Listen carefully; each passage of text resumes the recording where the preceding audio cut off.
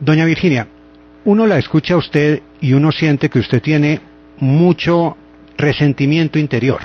Claro, y toda la rabia de los colombianos contra esa clase dominante, podrida, dueña de los medios de comunicación. Pero todo ese resentimiento no la lleva a hacer todas estas acusaciones que se quedan en unas diatribas que... No son diatribas, mire usted la persecución desatada contra mí, mire usted toda la canalla mediática acusando a una mujer inocente hasta de los magnicidios que cometió el ejército y que cometió el narcotráfico para que los presidentes de las familias tradicionales pudieran seguir ordeñando a los medios de comunicación, para que nadie que fuera jamás a revelar sus crímenes y sus lavados de activos y sus testaferratos tuviera derecho a una reputación, y cómo acabaron con una mujer inocente por el crimen de haber escrito un libro. Yo soy el biógrafo de Pablo. A Germán Castro Caicedo, cuando fue a entrevistar a Pablo y Pablo le contó todos sus crímenes, nadie le dijo que si era un cómplice. Yo simplemente amaba a aquel hombre, yo escuchaba sus fantasías, hablaba con él, nunca lo vi planear un crimen delante mío, sabía que sentía unos odios viscerales. Traté de evitar esa guerra con el cartel de Cali en la que se iba a meter a finales del año 87. Yo sabía que ahí iba a quedar todo el mundo muerto. Traté de pararla, traté de convencer a Pablo de que hiciera un armisticio con el cartel de Cali y con el M-19, que era gente muy inteligente, y que convenciera a Gonzalo Rodríguez, el mexicano, de hacer las paces con la Unión Patriótica y con las FARC, y le presentaran esa fórmula de paz a Luis Carlos Galán. Y le dije a Pablo: ¿por qué no me permites contactar a Luis Carlos Galán para yo proponerle esa fórmula de paz? Convenza a Gonzalo de que deje ese odio contra la Unión Patriótica y haz una alianza con Gilberto, que también es amigo del M-19. Ustedes hagan una alianza de gente inteligente y rica, por Dios, y yo le ofrezco esa fórmula a Luis Carlos Galán. Y ahí fue cuando me dijo: si lo eligen, no se posesiona. Y ahí fue cuando ya dejé de ver a Pablo, porque me dijo: a partir de ahora las cosas no van a ser con bala, sino con dinamita. Sí, pero hay una cosa que... Sí, cuénteme. Usted dice, si usted tiene esa relación tan lejana en ese momento con el señor Santofimio, y después se dejan de ver por tanto tiempo, ¿cómo se puede demostrar que Santofimio sí es el instigador del asesinato de Galán? Una excelente pregunta, y le voy a contestar lo que dije precisamente ahorita bajo la gravedad del juramento ante la fiscal cuarta delegada para el caso Toma Palacio de Justicia, porque todo esto tiene que ver con el B2 del ejército y con inteligencia militar.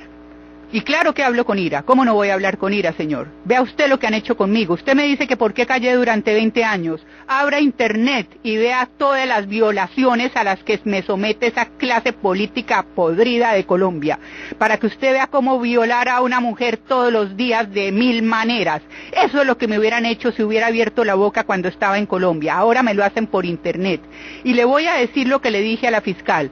Santofimio instigó delante mío a Pablo Escobar a eliminar a Luis Carlos Galán en el 83, el 84 y el 85. La última vez que vi a Santofimio y a Pablo juntos fue en el 85, poco antes de esa reunión con Iván Marino Ospina, cuando Pablo me convence de que van a pasar cosas muy importantes y muy interesantes, y que me ruega que me quede en Colombia ahora que volvimos y que no me vaya para Miami, imagínese usted. Y me hace dejar mi puesto en Miami, y yo, por el amor que le tengo y porque nos hemos reconciliado y porque quiero ver si puedo enderezar un poco ese potro salvaje, vuelvo otra vez con él y asisto a esas cosas tan importantes y tan interesantes. A la fiscal le dije lo siguiente: el sicario dice muchas verdades, doctora, pero el sicario dice muchas mentiras.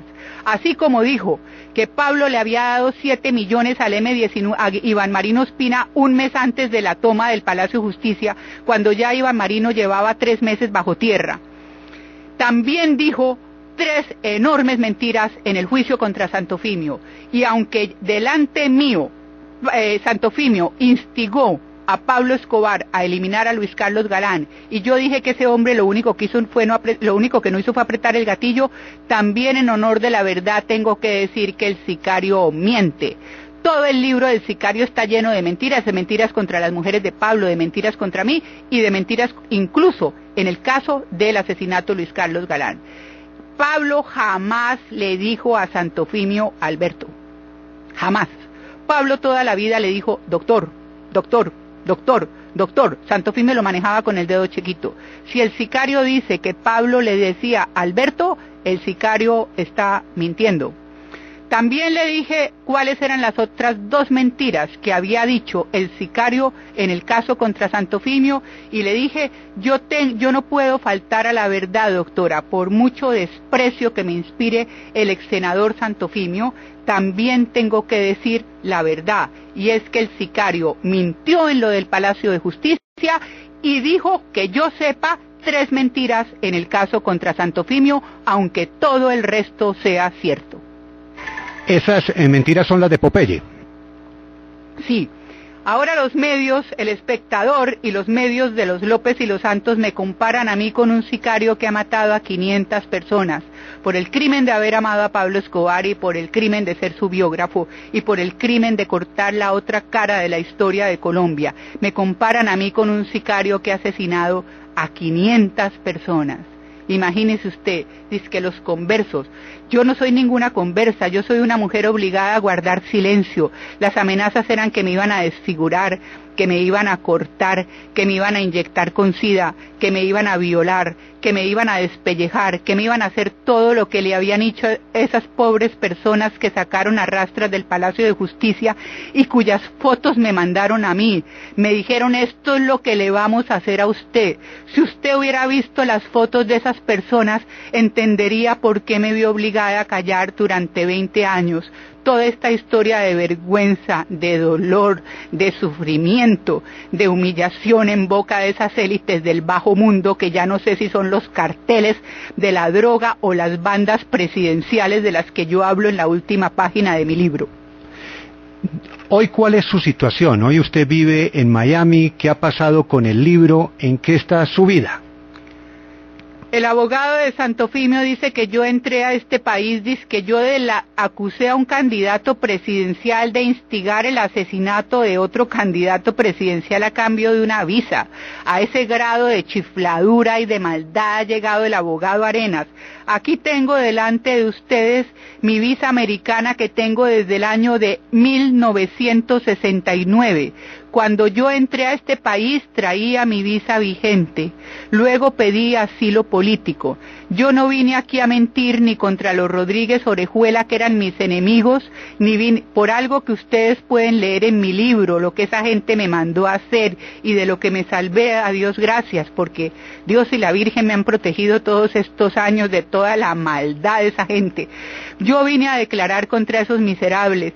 Pero cuando ya, después de 5 días de interrogatorio, bajo un dolor, por cierto, agonizante, que yo pensaba que era una apendicitis, les dije, yo no veo a esa gente desde el año de 1987.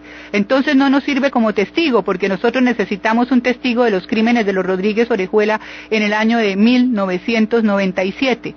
Obviamente que esos criminales pensaron que la DEA me iba a poner a mí a mentir y que yo, por la pobreza mía de todos estos años, por la ceguera de la que se burla el doctor Arenas y los López y por mi situación de pobreza, porque yo llegué aquí con 2 moneditas de 25 centavos en la billetera porque vivía arrimada a mi mamá, que me había recibido en el cuarto de huéspedes de su apartamento, no de la sirvienta, como dice Gonzalo Guillén, en el cuarto de huéspedes de un apartamento pequeño. Entonces llegué en esa pobreza y le pedía, estaba convencida, como conozco toda la vida y los pecados de la clase dirigente de mi país, que me iban a dar asilo político porque estaban todas las relaciones de los presidentes y también de algunos dictadores centroamericanos con el narcotráfico, pero pues obviamente mi testimonio no servía y me iban a devolver a Colombia. Entonces yo me quedé aquí con mis 2 moneditas de 25 centavos y una tonelada de equipaje que traía en ese avión de la DEA, pidiendo asilo político. Creí en ese momento que la editorial Random House Mondadori me había salvado la vida con un anticipo y bendije a esa gente como si se me hubiera aparecido la Virgen y empecé a escribir mi libro y empecé a contar mi historia. Nunca antes había escrito, pero había escrito únicamente para Pablo, capítulos breves, cuentos breves, episodios de nuestra relación, y a Pablo le encantaba como yo escribía, y por eso desde el 83 me había dicho que él quería que yo escribiera su historia, después de que le enseñé a hablar en público y le daba clases de locución para que en sus discursos hablara mejor y tratara, imagínese, le llevaba los discursos de Jorge Eliezer Gaitán. Entonces, Pablo siempre me vio como periodista, Pablo me vio como su amante, pero también como una periodista, y como un escritor. Entonces llego aquí, nunca antes había escrito un libro, y me puse a escribir mi libro feliz, y recibí un anticipo de Random House Mondadori,